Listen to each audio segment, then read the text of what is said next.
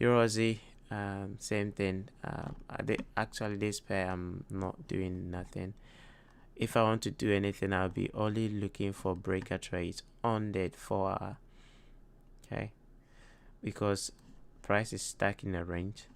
So if I see a run above a short-term high, drop down to the lower time frame and then take out breaker trade. So for example, if we break this low, okay, I target this low and that low.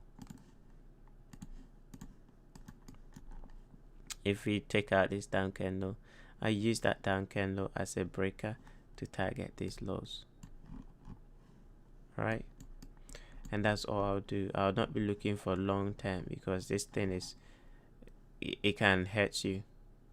All right, this thing can hurt you, so just trade it on the lower time frame for now if you can. If you can, just ignore it because it's not you don't have to necessarily trade this pair. So many pairs out